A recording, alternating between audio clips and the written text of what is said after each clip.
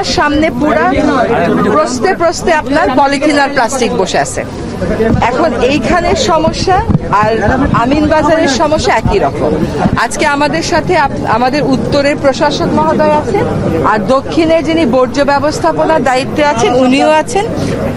আসলে বর্জ্য কালেক্ট করে রাখা ব্যবস্থাপনার দায়িত্ব পরিবেশ মন্ত্রণালয়ের না, এটা হচ্ছে স্থানীয় সরকার এবং সিটি কর্পোরেশনের, ঠিক আছে? কিন্তু এটা যেহেতু পরিবেশ দূষণ করছে সেজন্য এটা আমার দায়িত্ব। এখন ওনার নিজের মুখেই বলবেন যে ওনারা কি ব্যবস্থা নেবেন। আপনারা আমাকে ইমেইলে জানিয়েছেন যে ব্যাটারি পোড়ানো হয়, আমি লোক পাঠিয়েছি পরিবেশ থেকে, পাঠিয়েছি না? ব্যাটারির ওটা আপনাদেরকে সাথে নিয়ে বন্ধ হয়েছে। আবার যখন যদি পোড়াবার ধৃষ্টতা দেখায় আবার জানাবেন। আপনাদের তো ওর নাম্বার আছেই, যে ম্যাজিস্ট্রেট এসেছিল তাকে ফোন করবেন, আবার এসে বন্ধ করা হবে। এবং যারা করে সে সমস্ত কারখানার আমরা দরকার হলে মালিকদেরকে ধরবো। দুইটা আপনি বলেছেন যে দুইটা স্টিল মিলের কথা, আমি দুইটা স্টিল মিলের নাম নিয়েছি। আমি গিয়ে দেখবো ওদের পরিবেশগত ছাড়পত্র আছে কিনা।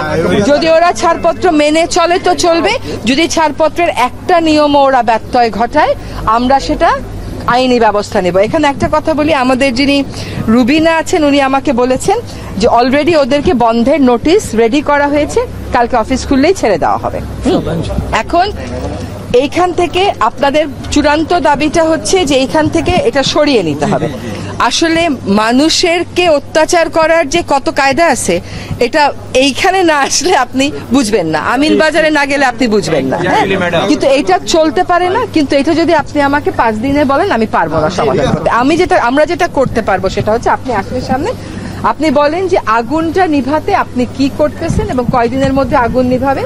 এখানে যদি কোনো ব্যাটারি থাকে, আপনাদের কিন্তু সেকেন্ডারি ট্রান্সফার স্টেশন থাকে, তো ব্যাটারিগুলো সেকেন্ডারি ট্রান্সফার স্টেশন থেকে আলাদা করে প্রপারলি ব্যাটারি রিসাইকেল করে এমন জায়গায় পাঠিয়ে দিবেন, ব্যাটারিগুলো এখানে আসতেই পারবে না, ওই ব্যবস্থাটা নিতে হবে। হ্যাঁ, আর একটা হচ্ছে যে আমার মন্ত্রণালয়ের লোকবল কম, তাদেরও কম, কিন্তু সবাই এক হলে তার কম থাকে না।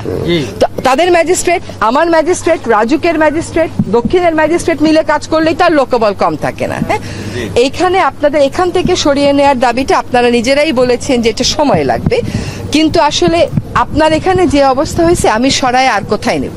সেখানকার মানুষ তো বলবে আমার এখানে এসেন না।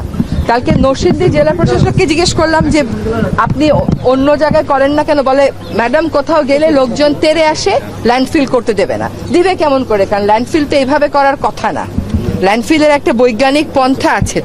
কাজে এই দাবিটা আমরা অবশ্যই মাথায় নিলাম এবং আপনাদের এখানে আসবার আগে আমরা বসেছিলাম যে এইটা এখন একটা প্রকল্প বলে ওয়েস্ট টু এনার্জি, বর্জ্য থেকে বিদ্যুৎ।